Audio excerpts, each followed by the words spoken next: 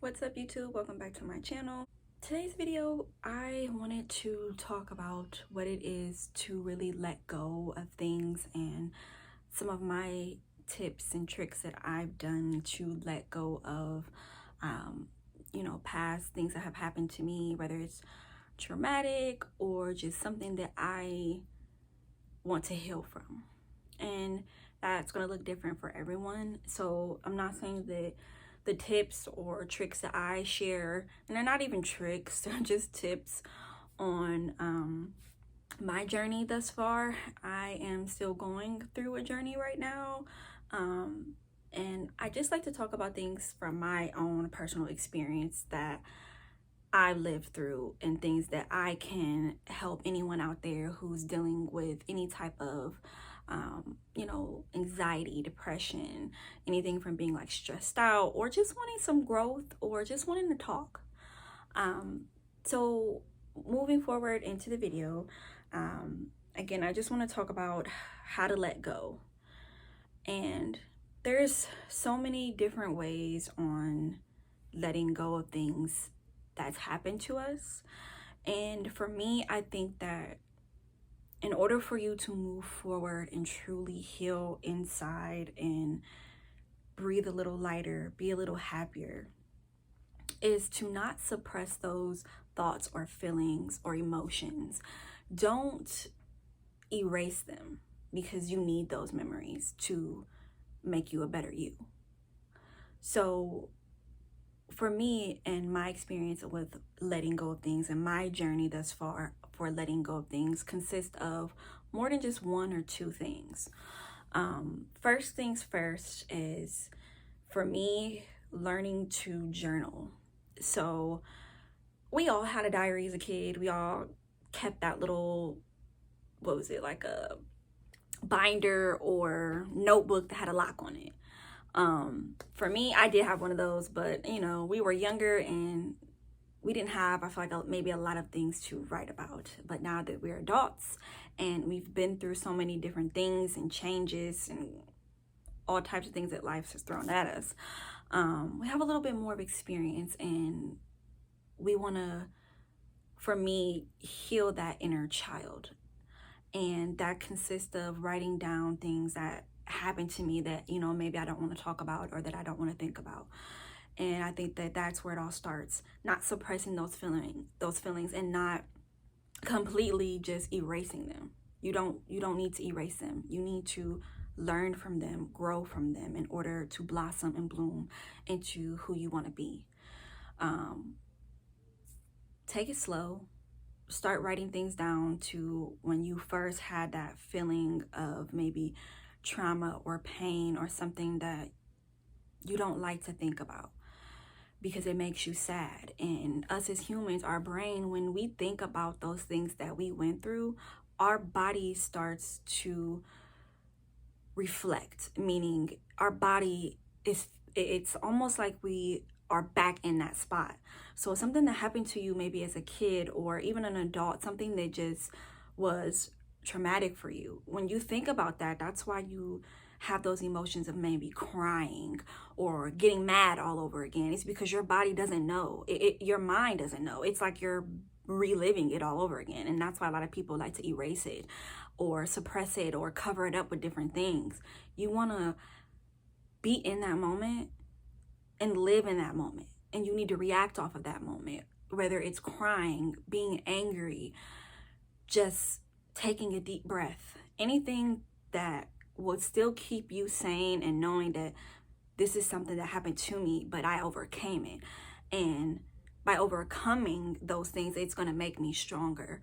So starting off with, again, just writing things down one by one, and how you felt in that moment and what you learned from that moment to not put you back in that same situation if it's something that, can be repeated. So grasping onto that during that time that you're living it is what's going to matter the most. There's plenty of different exercises you can do after you're done writing these things down. So again, first would be, journaling those thoughts and those feelings and emotions. You can do plenty of mental exercises after that, whether that's focusing on your breathing, taking those deep breaths, inhaling that drama and letting it go, releasing it. That's something that's helped me as well, is working on my deep breaths and breathing and just having that patience with myself and resonating with myself. That has helped me a lot as well. And then you guys already know, if you watch any of my other videos, meditating and yoga, those have helped me as well to just let go of my past and let go of things that maybe I'm ashamed of or that I'm embarrassed of. I can't believe, like, damn, I really did that, or I really said that. Any of those things that keeps you in that shell, keeps you in that box, keeps you just safe in a way. And there's nothing wrong with being safe. I'm a safe person, but sometimes you gotta make yourself uncomfortable to push yourself out of those boundaries that you once were in. Those things play a big factor and a big part on changing yourself for the better. And when you find yourself in that moment where you're breathing through it and you're conscious, but in a sense it's almost like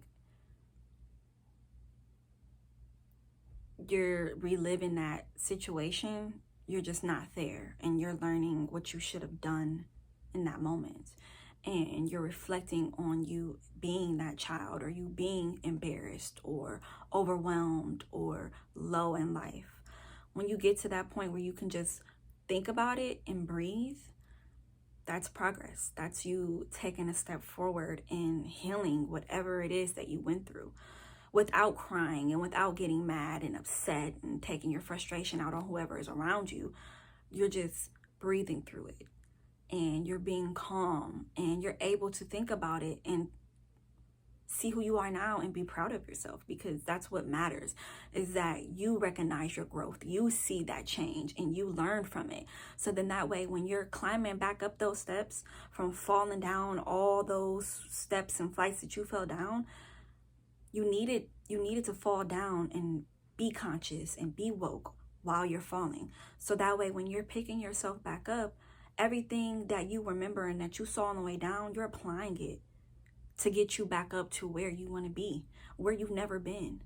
So suppressing and erasing and just, nope, I don't want to think about it, it's not going to help you. It's not going to make you feel whole. It's not going to make you feel stronger, because you can't even get past those things that happen to you. So how can you move forward and be a better person if you're harboring those thoughts and emotions all the time, or you're always on guard, or you're triggered by every little thing that someone says, and it may not even apply to you, but because you're so stuck in your ways from before, it's hard for you to just move forward. All in all, I think when you're letting go of things, it consists of 3 steps. And the first one, we just talked about, which is me feeling like you need to acknowledge those things that happen to you, and try to work through those things mentally. And the second thing underneath acknowledgement would be forgiving. And forgiving is one of the biggest things when it comes to letting go, because it's hard to forgive the people that may have hurt you or done things to you. But then it also comes with forgiving yourself, because not only did those people or experiences or whatever you went through in life bring you down so low, but it also comes down to you forgiving yourself. And what I mean by that is because you held on to those things for so long that your mind and body started to relive those things over and over again, because you couldn't let it go. And you have to forgive yourself for not letting go and not moving on past these things. And a lot of the things that we've went through, there's no expiration date on that. you're going to live with these things for the rest of your life, but you have to learn how to live with them and not let them define you as who you are now, because that's not who you are. You're not your thoughts. You're not the actions and things that may have happened to you, or any of the things that you experience. They're not you. And that is why you have to let it go, and you have to forgive and acknowledge these things so you can start the healing process. And that's what the last piece is you healing yourself from these things. And you're not going to get to the healing process if you're trying to skip over the steps that you need to reach that healing process. You're not going to just say, man, I need to heal from this, and just tell yourself it over and over and you're going to heal from it. You got to actually do the exercises to get there. You got to actually put yourself through it all over again to push through. It's not going to happen overnight. It may not happen in a week or 2 or a year. But making the steps towards it is all that counts. And you showing up for yourself, it counts. And you being committed, it counts. And consistent with all the things that make you happy so that you can heal, those are the things that matter.